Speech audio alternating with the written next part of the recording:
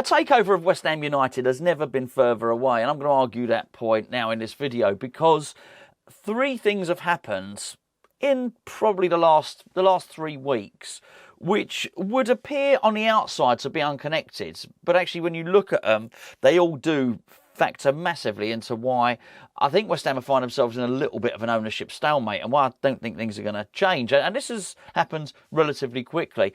The three things are, firstly, Daniel Kretinsky. Secondly is Karren Brady going over to the Middle East to try and get extra investment for West Ham, and failing, by the way. And thirdly is Manchester City's, I guess, assault on the Premier League rules to try and... Well, firstly, their actions are selfish. It's to try and get themselves out of a pickle that they're in because they've broken the rules. And there are a lot of people at the moment basically crying foul at Manchester City, saying, how dare you, you've broken the rules and you must be punished. I don't see too many people really asking whether the rules are any good, actually, because the rules are pretty stinky from where I'm concerned. And I sort of understand why they're defending themselves and understand why they want the rules to be taken down, because make no mistake about it, these rules, these PSR rules, these FFP rules are bad for West Ham.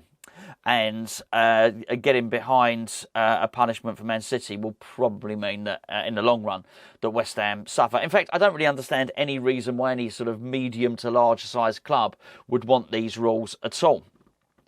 I never thought I'd really see a time actually when it would basically, there would be no advantage to sort of going in for somebody that had a bit of money to buy in a second tier club and trying to really try and challenge, get into the top division and try and challenge everybody. There's no point anymore. People are stopping. And that's one of the reasons why Karren Brady has found that she's been unsuccessful in her attempts to try and get any external investment from the Middle East. Quite frankly, what's happened to Newcastle sent a shockwave through anybody and a lot of potential investors. And it's just, the point is, it's just not worth bothering anymore. As I believe, Karren Brady's actually been out twice. I think she's been out to Saudi, and I think she's been to Dubai, or was it Abu Dhabi? I think it's Dubai. Both times unsuccessful, and that's within the last 12 months. And I think that the general information coming back is that mega rich investors just don't see the point in investing in Premier League clubs anymore because they can't spend their money. Newcastle are crapping it at the moment, and when I say crapping it, not from a financial point of view, they are the richest football club in the world. Not only can they not spend their money, they're going to have to sell. And this is allowing, as we understand it at the moment, Manchester United to look and try and buy someone, Bruno Guimaraes, who is valued by Newcastle at 100 million. Manchester United are going to try and get in there and get him for 60 million. Now, I understand that there's going to be precious little sympathy on the ground for Newcastle United, and perhaps me more than anyone has got reasons to be, maybe a little bit unsympathetic, let's put it that way, towards Newcastle. But this is bad news for West Ham. And what we're beginning to see now is really the real intentions behind the FFP, which is to ring fence those elite clubs. And when I say the elite clubs, the historical elite clubs, and I am talking about Manchester United, I'm talking about Liverpool, I'm talking about Arsenal here. And it really is what we're seeing now are really the final moves that are going to cut off ambition for a lot of clubs, and I would say ourselves included. We've been told FFP, is important to remember that FFP was brought in as a means to stop another Leeds or another Portsmouth happening. What does that mean for somebody who's probably in their 20s and thinks, what the hell are you going on about, mate?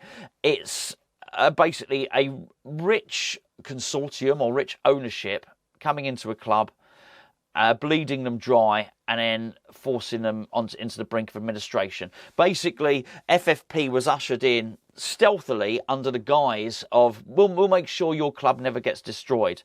It was a stealthy move, it was a false move, and it was one that was really there to ring fence the elite, to stop a Roman Abramovich happening, to stop a Manchester City style takeover happening. So basically, if your dream was even it could be a big scale, maybe you dreamt that one day somebody rich would come into your club, do a Roman Abramovich, and you would suddenly be challenging for titles. It was to stop that happening. But it's actually what's happened is the rules are so draconian that actually it's stopping even somebody with a sort of medium-based wealth, just a millionaire, not a billionaire, from taking over a championship club and really, trying to propel them forward. You're not going to be able to do that. There'll be no more Blackburn Rovers, basically. And we're at the end game with it now, to a certain extent, which is why Manchester City are becoming so desperate, because throughout the last few years, people have tried to get loopholes. Manchester City's loophole, it appears, allegedly, let's go with allegedly, was to get extra sponsorship. And what they've done is get extra sponsorship from their home country, which basically would inflate their income. The truth of the matter is, Manchester City don't need any sponsorship. They're incredibly wealthy. So what they've had to do is pretend that their wealth has come from external factors. That's where they've broken the rules. But as you see, Manchester City are not under any way are they under any threat of going bankrupt, which is what the rules are ushered in. Manchester City are a very, very healthy financial club. Newcastle are a healthy financial club. They don't have to sell. And I understand there might be people saying, well, I don't want all this oil money coming in, but it doesn't just stop the oil money, it stops anybody doing it. And what it eventually does, it just ring fences people with high turnover and those clubs who have a large international fan base. And it's really set to put in motion, perhaps from, maybe 10 years on, nobody outside of, I would imagine, the very big elite historical clubs will be able to win anything. And for that reason, a lot of the investments, a lot of the people, very, very rich people, billionaires who apparently Karren Brady has approached, they're not interested. There's no point. Whether you agree or disagree with sports washing, the idea is to, let's pick my words as carefully as I can here, to improve your international standing, to improve how you are perceived by investing and building up a big sports franchise. And I understand those are terrible words, sports franchise, for a traditional football fan. That they are. And I am very much a traditional football fan. But that's the idea. To basically create success. It's happening in boxing at the moment. To create success and make something globally noticeable. Chelsea did it. Not that Abramovich was sports washing. He was there. It was his plaything, basically. He wasn't sports washing. But you just can't do that anymore because you're not going to be able to spend your way to the top. Newcastle cannot spend their way to the top. It cannot happen. And for that reason, any investment, any outward investment coming into West Ham, they're saying no, there's just no point. We cannot create. We cannot create this super club that we want. So there's no point buying West Ham because you can't turn it into a super club. The rules are not going to let you compete with Manchester United. And for that reason, people that were initially interested in West Ham, like the Qataris, are just not interested anymore.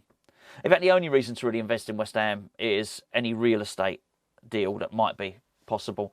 And even that's being tied in so much red tape now that it looks unlikely. So for that reason, well, one of those reasons, it looks like we're going to be continuing as we are.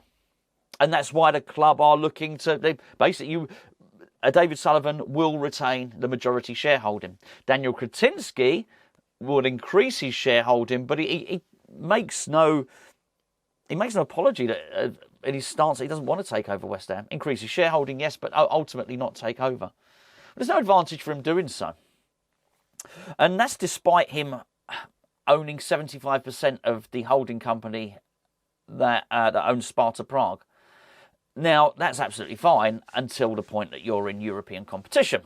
If you're in European competition, you're not allowed to wield massive influence over two clubs involved in European competition. Not a problem for West Ham at the moment. We're not in European competition. Now, they may well be lessening making the rules a little bit more lenient, UEFA, on that.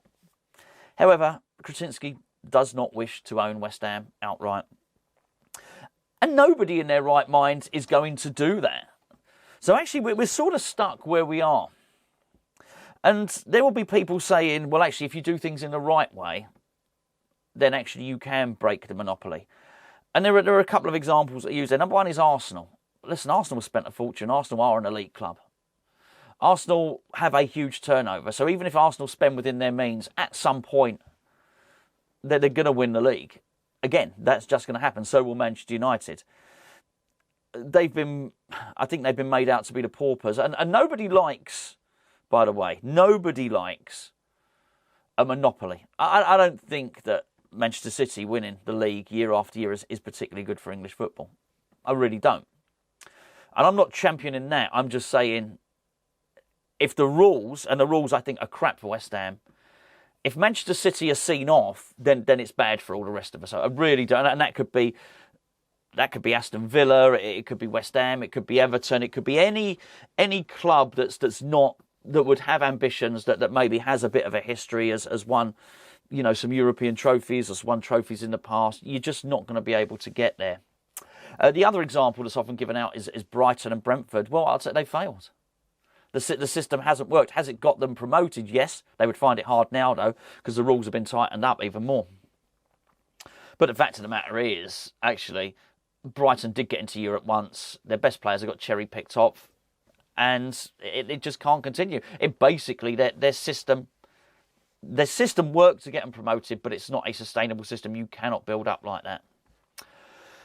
I guess the big club to look at are Leverkusen, and I guess we're doing the right thing. And that's fine if you can build up in that way and you can build a squad, but ultimately your players will be cherry-picked off. The only way they won't is if you get a big financial benefactor. But as I say, there's no point anymore. And it's one of the reasons I think that West Ham have abstained from this recent round of, it's basically, it seems like a big boxing match, doesn't it, between the Premier League, some Premier League clubs, Manchester City. Some clubs have come out in support of Manchester City, not many. Some have come out, and absolutely damned them. You can guess who they are. They do not want this to happen at all. But some clubs have abstained and not really got involved. It's West Ham, and I understand why, because West Ham probably don't know where they stand in all this. And probably West Ham are savvy enough, bearing in mind we're going out looking for investment, and the feedback coming out as to why we're not getting investment is because of the rules. We're probably looking at that and thinking, well, quite possibly this is not a good thing for the club. I totally understand why Arsenal fans, why Manchester United fans be screaming at Man City saying, they must be punished, you must be punished. But clubs our size doing it, it's turkeys voting for Christmas. It really is, because that's the real be careful what you wish for. Not to get rid of David Moyes. The be careful what you wish for is that we probably need Man City to get their way in some way, shape or form, because at least it might open up a loophole. And at least at that point, some outward investors might think, well, actually, I probably can invest in West Ham, because at least we can put some sponsorship money in there and we can help them sort of compete with Man United or anything else. But yeah, I just looked at it and I thought, that's it.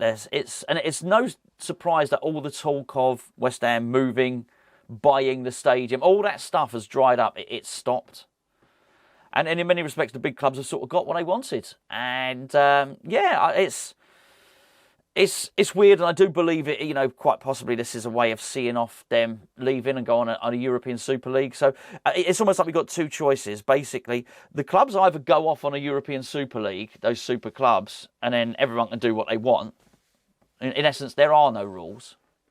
Because it's very, very easy to stop a club going out of business. It's just you say when you do a proper fit and persons test when someone's going to take over a club, and you ask them to put a bond in place. Say, okay, you can take over this club, but the FA will say we stipulate you're going to put a £200-300 million bond in place to say, so if you scarper, then we'll use that bond to bail out the club. So you can absolutely do that. So you've got one choice, which is basically it seems that they all scarper, all these big clubs, or the other choice now is that they remain and they don't do a European Super League. But for us to do that, we're going to put rules in place that ensure that we just win all the time. It doesn't seem very sporting, actually. And the great irony is, if you pay any attention, if you watch the boxing at all, actually the Saudis getting involved in boxing has actually made fights happen. It's actually made it more competitive. It's cut a lot of the politics out of it. In essence, the money has liberated the sport. It was tied up in red tape, and you'd had too many belts. You'd have 5 world champions. Of course, you can't. The whole point of the world champion is that you should know who the best boxer is. But you know what? Now you do. And all these fights that haven't been happening for years, they're getting made now, over and over and over again. And what we're seeing is the opposite now. We're basically seeing Premier League football moving towards that model.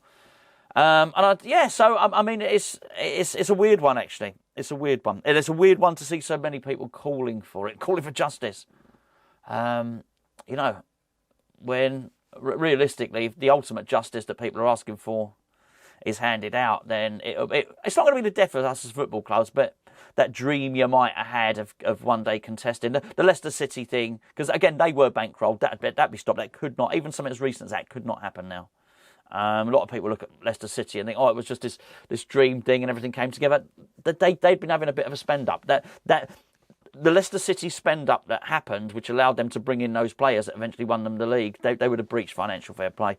So we're stopped, and I think it's going to filter down to the pyramid, really. Leicester City are basically, all right, got promoted, but looks like Leicester City would have been punished regardless of whether in the Premier League or the Championship. And they're so draconian, these rules, they're horrendous. I'm really, really surprised how many people are in support of them. But there you go, just my 2 penneth worth on that, tuppence worth, if you want. Just before I go, by the way, if you are a patron, get yourself over to Patreon. By the way, if you're an existing patron, or if you want to sign up to be a new one, we've got a match-worn Aaron Cresswell shirt up for grabs at the moment. We're giving away a lot of shirts this season. A lot of shirts. It's from the game against Fulham. If you remember the Lukeman penalty, Cresswell has a shirt with a poppy on it, authentic match-worn shirt by Aaron Cresswell. Get yourself over to Patreon, patreon.com/HammersChat. I had a couple of people in yesterday's video ask me, can you put the link to join up Patreon? We're delighted to have everybody on Patreon. But if under this video, wherever you're watching it, there's a little drop-down menu. We'll say a video description. All the stuff that you need to know is in there, be it to Patreon or be it to our shop or anything else you fancy joining in on. Patreon's the best way to support Hammers Chat. As we always say, we've got a 7-day free trial on there at the moment. Loads of additional video content, competitions, all that sort of stuff, ticket giveaways, loads and loads of stuff. We'd like to think, we would say that, wouldn't we, I guess, but it's excellent value. Maybe give it a little try. Give it this 7-day free trial. Have a look. With myself and Gio recording one of our videos later on today, actually, our naked video, which we're fully clothed. We discuss other things aside than football and have a little bit of a laugh. I think it's going to be mostly road rage and queue jumping in this one, because I've had a couple of interesting incidents over the last couple of days, actually. And I got accused, me. I'm the one with the road rage, apparently. My girlfriend accused me of it. But anyway, we'll be discussing that over on that video and other assorted things. There's loads of football content on there as well. I'll be back tomorrow. Catch you later.